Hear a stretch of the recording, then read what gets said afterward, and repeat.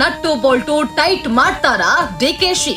ಕನ್ನಡ ಚಿತ್ರರಂಗದ ನಟ ನಟಿಯರ ಮೇಲೆ ನನಗೆ ತುಂಬಾ ಸಿಟ್ಟಿದೆ. ನನ್ಗೆ ಗೊತ್ತಿದೆ ಹೇಗೆ ನಟ್ಟು ಬೋಲ್ಟ್ ಟೈಟ್ ಮಾಡ್ಬೇಕು ಅಂತ.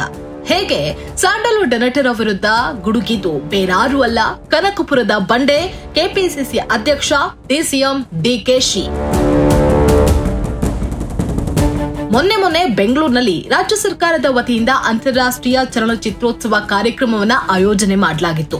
ಈ ಉದ್ಘಾಟನಾ ಸಮಾರಂಭದ ವೇಳೆ ಡಿಸಿಎಂ ಡಿಕೆ ಶಿವಕುಮಾರ್ ಅವರು ಭಾಷಣ ಮಾಡ್ತಾ ಚಂದನವನದ ತಾರೆಯರ ವಿರುದ್ಧ ನಗನಗ್ತಾನೆ ಬೇಸರವನ್ನ ಹೊರಹಾಕ್ಬಿಟ್ರು. ಮೇಕೆದಾಟು ಯೋಜನೆಗಾಗಿ ನಡೆದ ಪಾದಯಾತ್ರೆಯಲ್ಲಿ ದುನಿಯಾ ವಿಜಯ್, ಸಾಧು ಕೋಕಿಲ, ಕೆಲವೊಂದಷ್ಟು ಜನ ಬಿಟ್ರೆ ಯಾವೊಬ್ಬ ನಟ ನಟಿಯರು ಪಾಲ್ಗೊಳ್ಳಲಿಲ್ಲ ಅಂತ ತಮ್ಮ ಸಿಟ್ಟನ್ನ ಹೊರಹಾಕಿದ್ರು. ಹಾಗೆ ಅಂತಾರಾಷ್ಟ್ರೀಯ ಚಲನಚಿತ್ರೋತ್ಸವದಲ್ಲಿ ಪ್ರಮುಖ ಕಲಾವಿದರು ಭಾಗವಹಿಸದೆ ಇರೋದಕ್ಕೆ ಅಸಮಾಧಾನವನ್ನ ವ್ಯಕ್ತಪಡಿಸಿದ ಡಿಸಿಎಂ, ನನಗೆ ಗೊತ್ತಿದೆ ಎಲ್ಲಿ ಯಾರಿಗೆ ನಟ್ಟು ಬೋಲ್ಟ್ ಸರಿ ಮಾಡ್ಬೇಕು ಅಂತ ತಮ್ಮ ಆಕ್ರೋಶವನ್ನ ಹೊರಹಾಕಿದ್ರು.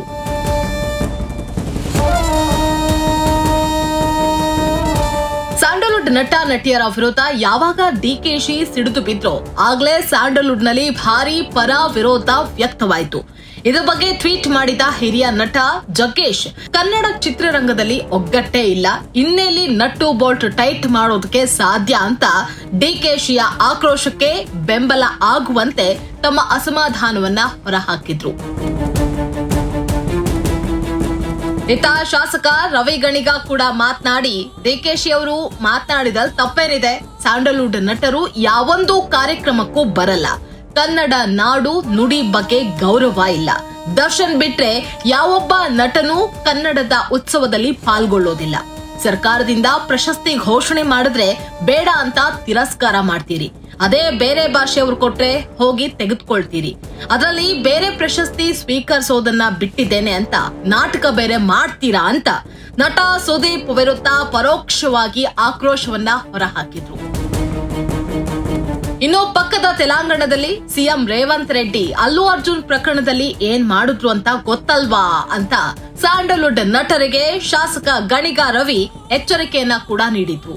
ಡಿಸಿಎಂ ಡಿಕೆಶಿ ಸ್ಯಾಂಡಲ್ವುಡ್ ವಿರುದ್ಧ ವಾಗ್ದಾಳಿ ಮಾಡಿದ್ದನ್ನೇ ಅಸ್ತ್ರ ಮಾಡಿಕೊಂಡ ವಿಪಕ್ಷಗಳು ಸರ್ಕಾರದ ವಿರುದ್ಧ ಆಕ್ರೋಶವನ್ನ ಹೊರಹಾಕಿದ್ರು. ಕೇಂದ್ರ ಸಚಿವ ಜೋಶಿ ಈ ಧಮಕಿ ಎಲ್ಲ ಹೆಚ್ಚು ದಿನ ನಡೆಯೋದಿಲ್ಲ ಅಂತ ಟ್ವೀಟ್ ಮಾಡಿದ್ರೆ, ವಿಪಕ್ಷ ನಾಯಕ R Ashok, Yash, Darshan, Sudeep nut bolt tight ಮಾಡ್ತೀರಾ ಅಂತ ಪ್ರಶ್ನೆ ಮಾಡಿದ್ರು. ಇನ್ನು ಆರ್ ನಗರ ಶಾಸಕ ನಿರ್ಮಾಪಕ ಮುನಿರತ್ನ ಮಾತನಾಡಿ, ನಿಮ್ಮ ರಾಜಕೀಯ ಪಾದಯಾತ್ರೆಗೆ ಕಲಾವಿದರು ಯಾಕೆ ಬರಬೇಕು ಅಂತ ಪ್ರಶ್ನೆ ಮಾಡಿದ್ರು. ಇತ್ತ ಕೆಲ ಹಿರಿಯ ನಟ ನಟಿಯರು ಮಾತನಾಡಿ, ನಮಗೆ ಆಮಂತ್ರಣ ಪತ್ರವೇ ಬಂದಿಲ್ಲ, ಕಾರ್ಯಕ್ರಮದಲ್ಲಿ ಹೇಗೆ ಪಾಲ್ಗೊಳ್ಳೋದು ಅಂತ ಹೇಳಿದ್ರೆ ಕಲಾವಿದರು ಯಾವುದೇ ರಾಜಕೀಯದ ಹಂಗಿನಲ್ಲಿ ಇರಬಾರ್ದು, ಕಲಾವಿದರು ಸ್ವತಂತ್ರರು ಅಂತಲೂ ಹೇಳಿದ್ರು. ಇನ್ನು ರಾಜ್ಯ ಚಲನಚಿತ್ರ ಅಕಾಡೆಮಿಯ ಅಧ್ಯಕ್ಷ ಸಾಧು ಕೋಕಿಲ ಮಾತನಾಡಿ, ಡಿಸಿಎಂ ಡಿಕೆ ಶಿವಕುಮಾರ್ ಅವರು ಹೇಳೋದ್ರಲ್ಲಿ ತಪ್ಪೇನಿದೆ ಅಂತ ಹೇಳಿದ್ರು. ಹಾಗೆ ಆಮಂತ್ರಣ ಪತ್ರ ತಲುಪಿಲ್ಲ ಅನ್ನೋ ಆರೋಪಕ್ಕೆ ಪ್ರತಿಕ್ರಿಯಿಸಿದ ಸಾಧು ಕೋಕಿಲ, ಕೆಲವರಿಗೆ ಆಮಂತ್ರಣ ತಲುಪಿಲ್ಲ, ತಲುಪಿರುವ ಕಲಾವಿದರಾರು ಬಂದಿಲ್ಲ, ಚಿತ್ರೋತ್ಸವದ ಪಾಸ್ ಎಲ್ ಸಿಗುತ್ತೆ ಅಂತ ಗೊತ್ತಿದೆ, ಆದ್ರೆ ಕಾರ್ಯಕ್ರಮ ಯಾವಾಗ ನಡೆಯುತ್ತೆ ಅಂತ ಗೊತ್ತಿಲ್ವಾ ಅಂತ ಕಲಾವಿದರ ವಿರುದ್ಧವೇ ಬೇಸರ ವ್ಯಕ್ತಪಡಿಸಿದ್ರು.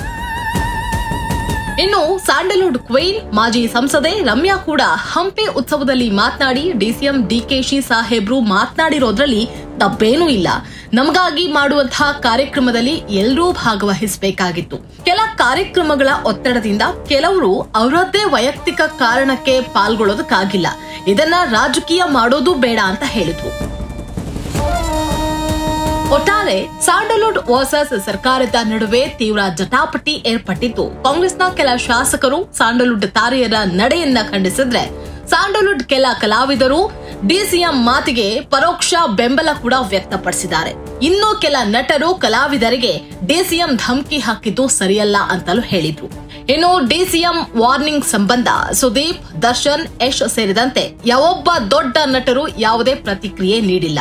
ಇದುವರೆಗೂ ಪ್ರತಿಕ್ರಿಯೆ ನೀಡದೇ ಇರೋದು ಡಿಸಿಎಂ ಡಿಕೆಶಿ ಹೇಳಿದ್ದು ಸರಿ ಇದೆ ಅಂತ. ಇದುವರೆಗೂ ಪ್ರತಿಕ್ರಿಯೆ ನೀಡದೇ ಇರೋದು ಡಿಸಿಎಂ ಡಿಕೆ ಶಿವಕುಮಾರ್ ಅವರು ಹೇಳಿದ್ದು ಸರಿ ಇದೆ ಅಂತಾನ? ಅಥವಾ ಅವರ ವಾರ್ನಿಂಗ್ಗೆ ಬೇಸರಗೊಂಡು ಸುಮ್ನಿತಾರ ಗೊತ್ತಿಲ್ಲ. ಆದ್ರೆ ಡಿಸಿಎಂ ಡಿಕೆ ಶಿವಕುಮಾರ್ ಅವರ ಹೇಳಿಕೆಗೆ ಸಂಬಂಧಪಟ್ಟಂತೆ ಸಾಮಾಜಿಕ ಜಾಲತಾಣದಲ್ಲಿ ಪರ ವಿರೋಧದ ಚರ್ಚೆ ಆಗ್ತಾ ಇರೋದಂತೂ ಸುಳ್ಳಲ್ಲ. ಇನ್ನು ನಾಡು ನುಡಿಗೆ ಸಂಬಂಧಪಟ್ಟಂತೆ ಎಲ್ಲರೂ ಒಗ್ಗಟ್ಟಿನಿಂದ ಹೋರಾಟ ಮಾಡೋದ್ರಲ್ಲಿ ತಪ್ಪಿಲ್ಲ. ಆದ್ರೆ ಅದೇ ವಿಚಾರವನ್ನ ರಾಜಕೀಯ ಮಾಡೋದು ಕೂಡ ಸರಿಯಲ್ಲ. ಇನ್ನು ಚುನಾವಣೆ ಸಂದರ್ಭದಲ್ಲಿ ಇದೇ ಪಾಲಿಟಿಕ್ಸ್ ನಾಯಕರು ಪ್ರಚಾರಕ್ಕಾಗಿ ಇದೇ ನಟರ ಮೊರೆ ಹೋಗಿದ್ದನ್ನ ನಾವು ನೋಡಿದೀವಿ. ಹಾಗೆ ಪ್ರತಿಯೊಂದಕ್ಕೂ ನಟ ನಟಿಯರು ಬರಲೇಬೇಕು ಅನ್ನೋದು ಕೂಡ ಸರಿಯಲ್ಲ. ಇನ್ನು ರಾಜ್ಯದ ಸಮಸ್ಯೆಗಳಿಗೆ ಕಲಾವಿದರು ಕೂಡ ಸ್ಪಂದಿಸೋದು ಉತ್ತಮ. ಆದ್ರೆ ನಮ್ಗ್ಯಾಕೆ ಊರ್ ಉಸಾಬರಿ ಅಂತ ಕೈಕಟ್ಟಿ ಕೂರೋದು ತಪ್ಪಾಗತ್ತೆ. ಇನ್ನು ಕಲಾವಿದರಿಗೆ ಎಲ್ಲೇ ಇಲ್ಲ ಅಂತಾರೆ. ಆದ್ರೆ ಕೆಲ ರಾಜಕೀಯ ನಾಯಕರ ಜೊತೆ ಗುರುತಿಸಿಕೊಳ್ಳೋದು ಅಭಿಮಾನಿಗಳ ಮೇಲೆ ಪರಿಣಾಮ ಬೀರದೇ ಇರದು. ಇಂತಹ ವಿಚಾರಗಳು ರಾಜಕೀಯ ತಿರುವನ್ನ ಪಡೆದುಕೊಳ್ಳೋದಂತೂ ಸುಳ್ಳಲ್ಲ. ಇತ್ತೀಚೆಗೆ ಕಲಾವಿದರಲ್ಲೂ ಬಲಪಂಥೀಯ ಎಡಪಂಥೀಯ ಗುಣಗಳು ಕಾಣ್ತಾ ಇರೋದು ಕಲಾವಿದರ ಒಗ್ಗಟ್ಟನ್ನ ಗಟ್ಟಿಗೊಳಿಸೋದ್ರ ಬದಲಾಗಿ ಟೊಳ್ಳು ಮಾಡ್ತಾ ಇರೋದ್ರಲ್ಲಿ ಎರಡು ಮಾತಿಲ್ಲ. ಇದಕ್ಕಾಗಿ ನಮ್ಮ ಕರುನಾಡ ರತ್ನ ಡಾಕ್ಟರ್ ರಾಜ್ಕುಮಾರ್ ತಮ್ಮ ಜೀವನ ಪರ್ಯಂತ ರಾಜಕೀಯ ನೆರಳನ್ನ ಸೋಕಿಸಿಕೊಳ್ಳದೆ ಇದ್ದದ್ದು. BN TV Bengaluru. ಇಂತಹ ಮತ್ತಷ್ಟು ವಿಚಾರಗಳನ್ನ ನಿಮ್ಮ ಜೊತೆ ಹಂಚಿಕೊಳ್ಳೋ ಉತ್ಸಾಹದಲ್ಲಿ ನಾವಿದ್ದೇವೆ. ನಮ್ಮ ಉತ್ಸಾಹವನ್ನ ಇಮ್ಮಡಿಗೊಳಿಸೋದಕ್ಕೆ ನಮ್ಮ ಚಾನೆಲ್ಗೆ ಸಬ್ಸ್ಕ್ರೈಬ್ ಆಗೋದನ್ನ ಮರಿಬೇಡಿ.